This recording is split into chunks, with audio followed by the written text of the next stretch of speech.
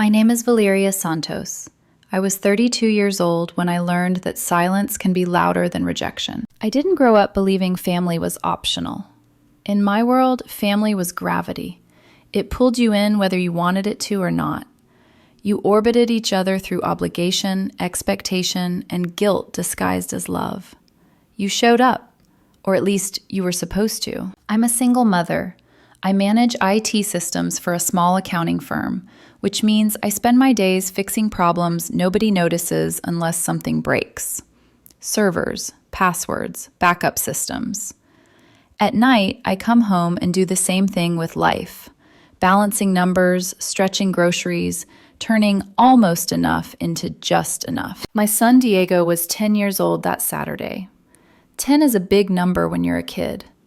It's the age where wishes start sounding serious, where you still believe in magic, but you're beginning to watch adults closely, measuring whether they mean what they say. Diego loves Pokemon cards, hates mushrooms on anything, and believes I possess supernatural abilities because I can untangle his gaming headset without yelling. We live in a small rental duplex in suburban Phoenix. Tiny backyard, patchy grass, secondhand grill I rescued from a yard sale. It's not much, but it's ours. And my family lives 15 minutes away. In my head, that always meant something. The morning of Diego's birthday, I woke up early with that nervous excitement parents get, the kind that feels like responsibility wrapped in hope. Blue and silver streamers twisted around the porch railing. A Costco sheet cake sat carefully balanced on the counter. White frosting, superhero font. Diego turns 10. I'd rented a small bounce house, the kind designed for tight yards and tighter budgets. Borrowed folding chairs from Mrs. Rodriguez next door. 8 kids from Diego's class were coming. 8 kids was manageable. 8 kids meant laughter without chaos. My family was supposed to be there too. 3 days earlier, my mom had texted, "Wouldn't miss it, honey. Can't wait to see my grandson blow out those candles." My sister Carmen replied with heart emojis. "I'm bringing the good candy. Diego's going to be bouncing off the walls." My brother Tony promised he'd come after his shift at the fire station. "Tell Diego Uncle Tony's bringing something special." I believed them. By noon, the backyard smelled like sunscreen and grilled hot dogs. Kids shrieked as the bounce house inflated. I lined up water bottles along the porch railing, adjusted the trash bag on the fence so everything would look tidy. Every 20 minutes, I checked my phone. Nothing. 1 o'clock came, then 2. When the pizza delivery guy arrived, I caught myself saying, "Actually, could you wait just a minute?" Like maybe a line of cars would suddenly appear. Like I'd need to add another pepperoni pizza because my family had arrived all at once. He glanced at the kids jumping in the bounce house and smiled kindly. "I think you're good." At 3:17 p.m., my phone finally buzzed. It was my mom. "Don't be dramatic, Valeria. It's just a kid's party." Just a kid's party. The words settled into my chest like something sharp. Not an apology. Not an excuse.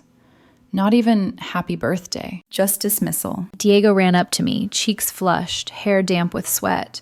"Mom, can we cut the cake? Can we sing now?" "Of course, baby," I said, forcing my voice steady. We gathered the kids, sang loudly.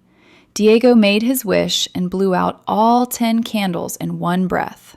He'd practiced for weeks. Frosting smeared his lip. I clapped harder than anyone. Then I stepped inside to rinse the knife, where nobody could see my hands shake. My phone buzzed again. "Carmen this time. We'll catch the next one." Today got crazy. Then Instagram betrayed me. A story popped up on my screen. Mimosas clinking at a trendy brunch spot in Scottsdale. Tagged faces. My mother in designer sunglasses. Tony's tattooed arm draped casually over a chair. They hadn't forgotten. They'd chosen. I stood in my kitchen holding a wet knife, cake waiting outside, and a 10-year-old who still believed adults kept their promises. I went back out, served cake, smiled, said nothing. That night, after Diego fell asleep on the couch with a juice box in his hand, my phone buzzed with a voice message. "Don't make such a big deal," my mom said. "He's 10. He won't even remember this." I stared at the ceiling and felt something inside me harden. He would remember. And so would I. 2 days after Diego's party, the house was quieter than usual. Not peaceful, quiet in the way a room feels after an argument that never actually happened. The bounce house was gone. The streamers still clung stubbornly to the fence, their colors dulled by sun and dust. I hadn't taken them down yet. I wasn't ready to erase proof that the day had existed at all. Diego sat at the kitchen table doing homework, humming off-key to a song only he seemed to know. I watched him from the counter, pretending to organize mail, while replaying my mother's words in my head. He won't even remember this. My phone buzzed. Family group chat. The notification alone made my shoulders tense. I wiped my hands on a dish towel before picking it up, as if preparing for something messy. All caps, sparkle emojis, exclamation points. Very important. RSVP by Wednesday. I opened the message. Isabella's Sweet 16. $1,500 per person. Venmo me ASAP. No greeting. No acknowledgement of Diego. No, sorry we missed it. Just a number so large it made my eyes sting. Attached was a PDF. It looked like a wedding brochure. My cousin Isabella posed in a tiara beneath crystal chandeliers, hands folded delicately like she was auditioning for royalty. The venue was a ballroom dripping with gold accents and ambition. The menu read like something from a luxury cruise ship. Wagyu beef station, sushi bar, chocolate fountain, live DJ, professional photographer. I scrolled, stunned. At the bottom, my mother added casually, "We'll need Valeria to cover Grandma Marinina's spot too. She's on a fixed income." There it was, the reflex. My name equals wallet. 5 minutes later, Carmen chimed in. "OMG, yes. Bella deserves nothing but the best. Also, can we do a group gift? Val, can you coordinate? You're so good with spreadsheets." Tony followed. "Yo, is there an open bar? If so, totally worth it. Val, you got me and my girlfriend covered, right?" I set my phone down slowly, like it might explode. My coffee had gone cold. I took a sip anyway and felt it burn all the way down.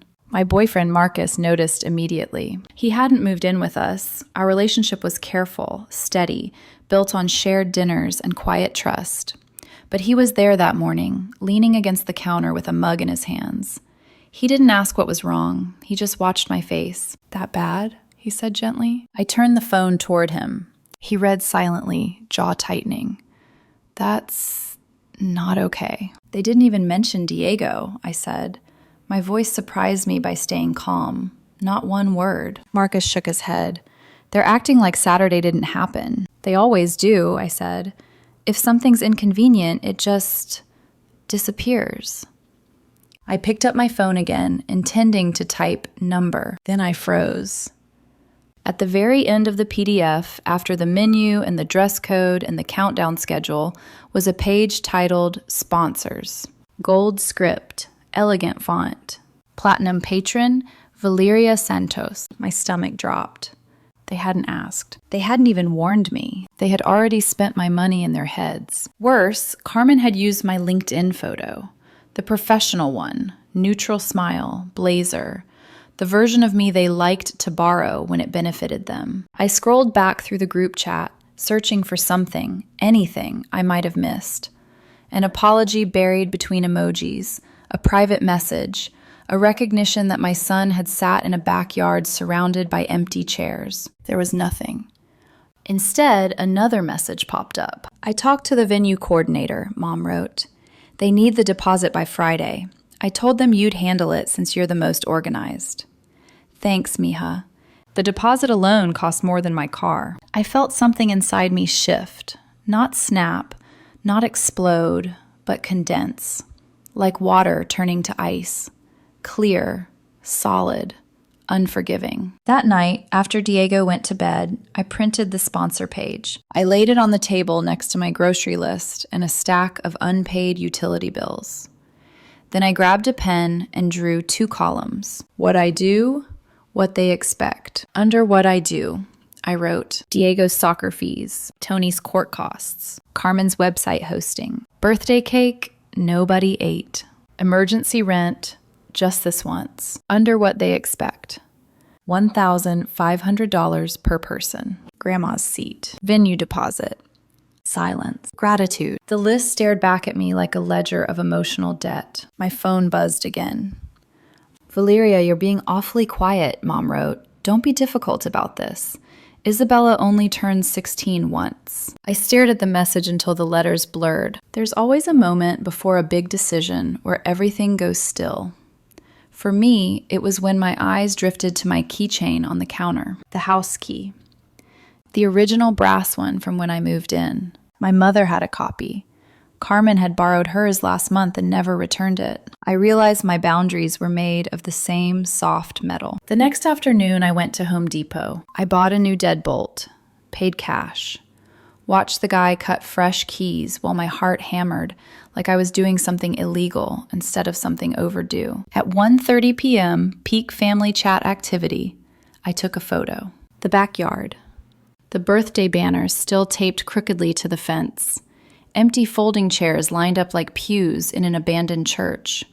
The leftover cake in its plastic container, one corner missing. I posted it to the group chat. This was Diego's party. You promised you'd come. The replies came fast. Why are you posting old stuff? Carmen. Don't guilt us, Mom. Kids don't remember this stuff. Tony. I posted screenshots. Mom's promise, Carmen's candy text, Tony's something special, then the brunch photo. No commentary, just facts. Silence. Finally, Mom typed, enough. We are focusing on Isabella's party now. Be an adult. I typed slowly. I am being an adult. I am Diego's mother. Carmen replied, don't make everything about your kid, Val. That was it. I opened Venmo, sent Mom $1. In the note, I wrote, congratulations. Then I changed the locks. When the deadbolt turned smoothly for the first time, something clicked in my chest too. Like a safe door closing on something precious. I blocked their numbers. Not forever, not out of cruelty, but because I knew what was coming next.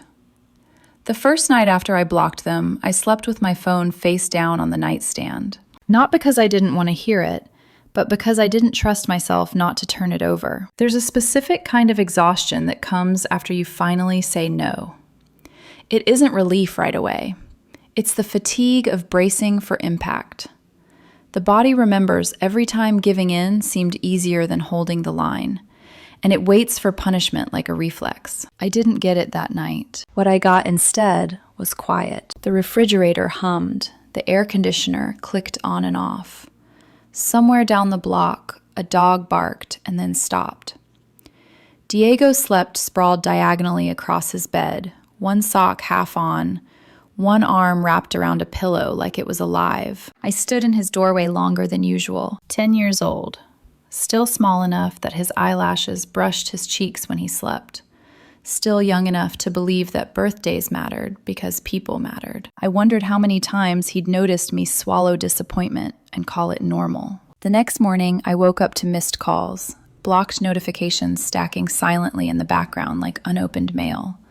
New numbers tried to sneak through. Tony, then Carmen, then a number I didn't recognize but somehow knew belonged to my mother. I didn't answer any of them. Instead, I made pancakes. Diego, I smiled. Because it is. We ate together. He told me a joke about a chicken who wanted to be a comedian. I laughed at the wrong part, and he corrected me seriously. Life, somehow, continued. At 9:12 a.m., my phone buzzed anyway.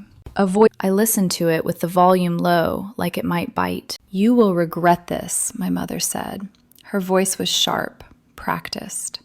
After everything we've done for you, don't forget who raised you, Valeria. I deleted it without replying. At 10:30, Carmen posted on Instagram, a glittery countdown sticker. 8 days to go. Under it, Shout out to our gold sponsors. Family is everything. My name glowed beneath the text like a neon sign. The comments flooded in. So generous. Family goals. Blessed. My hands didn't shake this time. I opened my laptop and pulled up the venue's website. Found the events manager's email.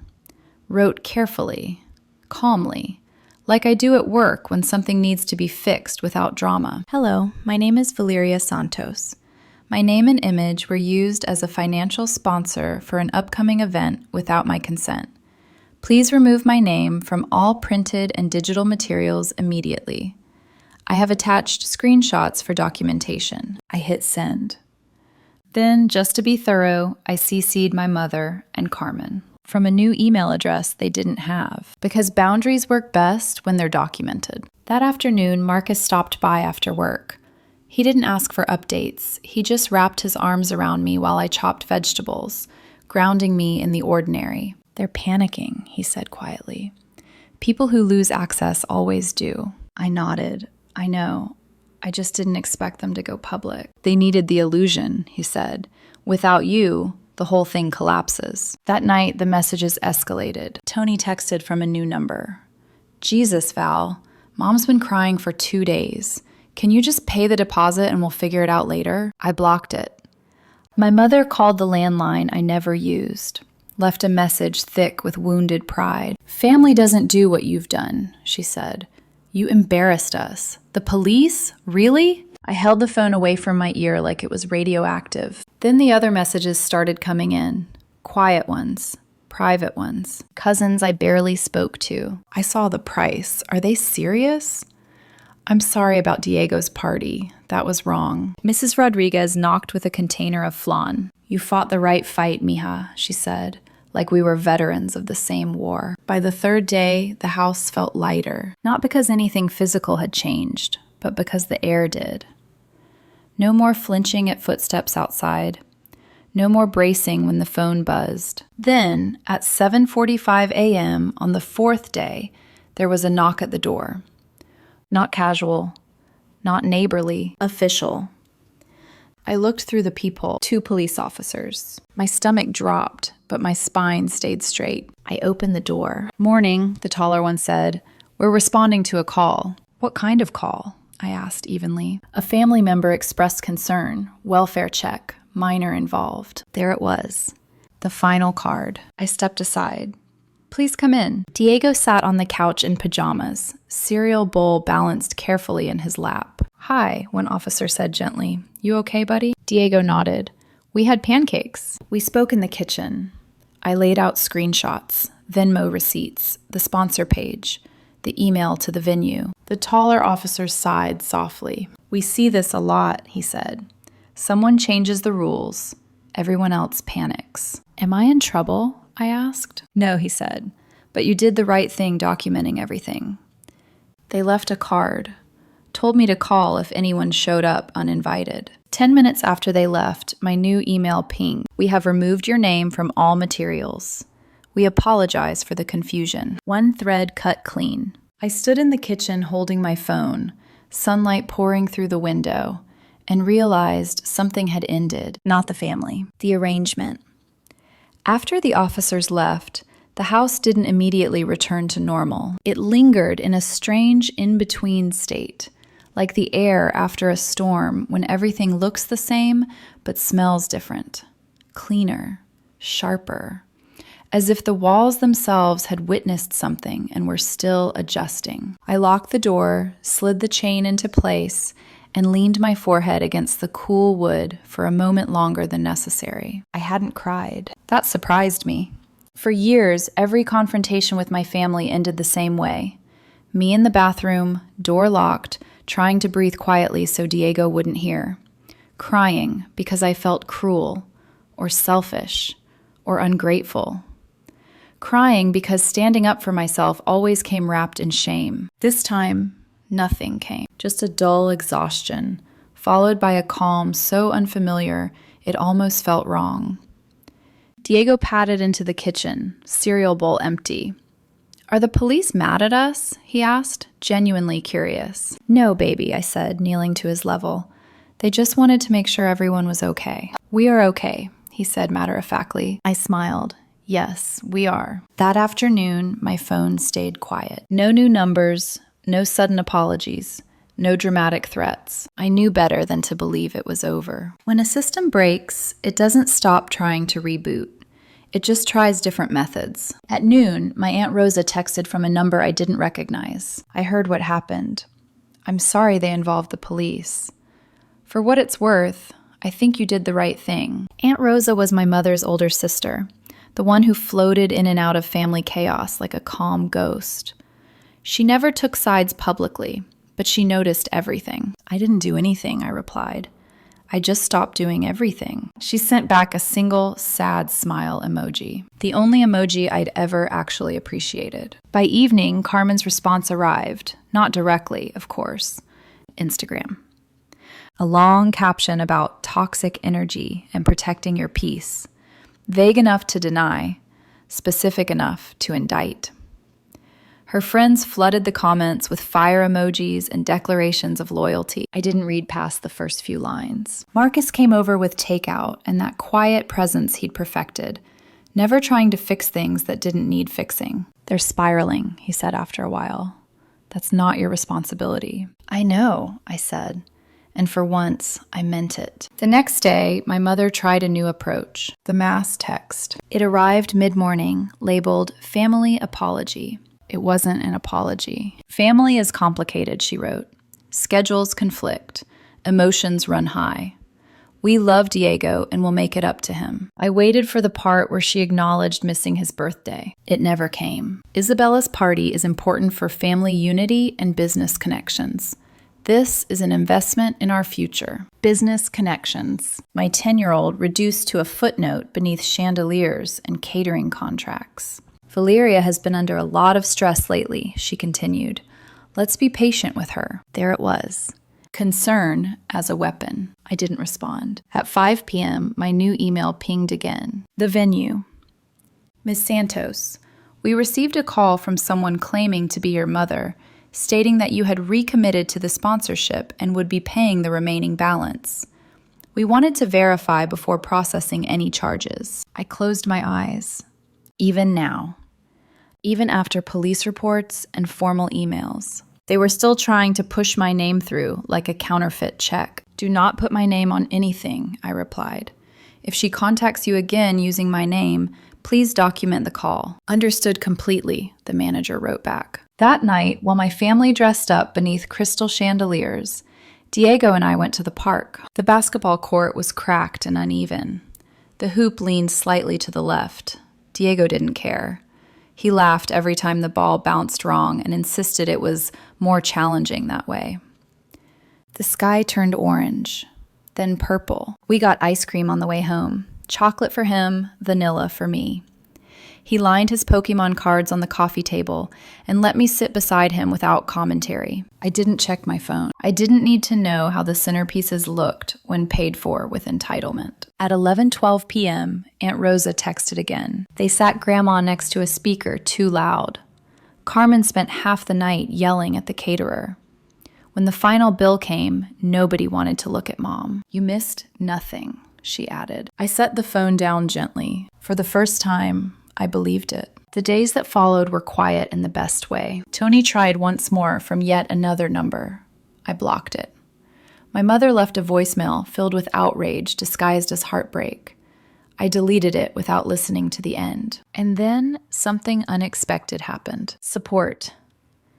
Not loud, not performative, just real. Cousins messaged privately. Neighbors checked in. Diego's teacher asked if everything was okay at home, in a way that felt caring, not suspicious. The police report sat neatly filed in a folder on my laptop labeled Boundaries. Not because I planned to use it, but because I no longer needed to pretend nothing had happened. One afternoon, while folding laundry, Diego looked up at me. Are we mad at Grandma? He asked. I paused. We're not mad, I said carefully. We're disappointed, and we're taking a break. Like a timeout? He asked. I smiled. Exactly. But for grown-ups who forgot how to be kind. He nodded, satisfied. Kids understand boundaries better than adults. 2 days before the Sweet 16, a card arrived in the mail. Child handwriting. Dear Diego, happy birthday. Sorry we missed your party. My mom said we had to go to another one. I wanted to try that superhero cake. 2 crumpled dollar bills were taped inside. Diego beamed. Jake remembered! I took a picture and saved it. Not for social media, not for evidence. For myself. Proof that showing up doesn't require a budget. Sometimes it just requires intention. The morning after Isabella's Sweet 16, the city felt unusually quiet. Not because Phoenix had changed, but because I had. I woke before my alarm, the way I always did, but without that familiar knot in my chest. No frantic mental checklist of who I owed a response to. No preemptive guilt. Just sunlight leaking through the blinds and the soft sound of Diego breathing down the hall. For years, mornings had started with obligation. Even on good days, there was always a low-grade panic humming beneath everything. Someone would need something. Money, time, emotional labor, a rescue. That morning, there was nothing to fix. I made coffee and stood at the counter, staring at the quiet kitchen like it might vanish if I looked away. The new deadbolt caught the light, solid, unapologetic. By noon, the fallout began. Not directly, never directly. Carmen posted first, a carefully curated carousel of photos from the night before, cropped angles, dramatic lighting, selective smiles. The caption was long and theatrical. Some people can't stand to see others succeed. When you protect your vision, you expose the ones who benefit from holding you back. Boundaries are painful for those who relied on your silence. She didn't tag me. She didn't have to. The comments filled quickly. You're glowing. Jealousy is loud. Keep shining, queen. I didn't scroll past the first screen. Instead, I opened the folder on my laptop, receipts and boundaries, and dropped in a screenshot of the post, not out of spite, out of clarity, because the more distance I gained, the more obvious the pattern became. Every accusation was a confession. Every vague jab was a reflection of what they'd lost. Access. Tony tried again that afternoon. New number. Val, this has gone too far. Mom's devastated. Everyone thinks you're unstable. Unstable. Because I said no. Because I stopped paying. Because I didn't fold. I blocked the number without replying. An hour later, my mother left a voicemail on the landline. Her voice trembled, not with sadness, but with fury restrained just enough to sound righteous. You've embarrassed this family, she said. You've made us look bad.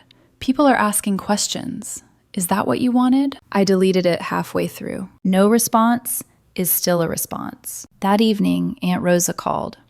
She didn't ask permission. She never did. I won't keep you long, she said. I just wanted you to hear this from someone who was there. I leaned against the counter, phone pressed to my ear. The party? I asked. She sighed. A mess. She told me everything my family wouldn't. The caterer arrived late because the deposit hadn't cleared on time. The DJ argued with Carmen about the playlist. The photographer threatened to leave when half the agreed balance wasn't ready. When the final invoice came, everyone froze. No one wanted to be the first to say it, Rosa said. Your mother kept looking around the table like someone would volunteer. No one did. Because there was no one left to cover the gap. They whispered, Rosa continued. They argued. Carmen cried in the bathroom. Your mother blamed the venue. Tony blamed the economy. And Isabella? I asked quietly. Rosa paused. She noticed. She didn't say anything, but she noticed. I closed my eyes. Not because I felt guilty, because I felt relief. After we hung up, I sat in the living room while Diego lined up his Pokemon cards on the floor, narrating elaborate battles that made sense only to him. I watched his face, focused, joyful, unburdened. This was what I'd protected, not my pride, not my reputation. His childhood. The following days were a masterclass in how a broken dynamic tries to reassert itself. First came the guilt, then the concern, then the rewriting of history. My mother texted cousins telling them I was overwhelmed, that I'd taken things too personally, that stress had made me act out. Some believed her. Many didn't. Because silence is only powerful when no one else has receipts. One cousin messaged me privately. I saw the sponsor list. That wasn't okay. I'm sorry about Diego. Another wrote, we didn't come either. I didn't realize what they were asking of you. That's on us. Support came quietly. No emojis, no grand statements. Just truth. The house itself seemed to exhale. I rearranged the living room furniture one afternoon, not because it needed it, but because I could. I stopped checking my bank account every hour. I canceled a side gig I'd taken on out of panic months earlier. For the first time, my energy stayed with me. One night, while tucking Diego in, he looked up at me and asked, "Are birthdays supposed to make people sad?" The question caught me off guard. "No," I said honestly. "They're supposed to make people feel loved." He thought about that. I felt loved. My throat tightened. That was when I knew. They could call me dramatic, ungrateful, unstable, but my son felt loved. And that was the only verdict that mattered. A week later, a padded envelope arrived in the mail. No return address. Inside was the old house key. No note. No explanation. Just the brass, scratched and dull. I held it in my palm for a long moment, then dropped it into the junk drawer beneath expired coupons and dead batteries. Some things don't need closure. They just need distance. That night, Marcus came over and helped Diego with homework while I cooked dinner. Nothing fancy. Pasta, garlic bread, music playing softly from a speaker. Marcus met my eyes across the kitchen. "You okay?" he asked. I nodded. "I think I finally am." He smiled. "You look lighter." I was. Not because I'd won, but because I'd stopped losing.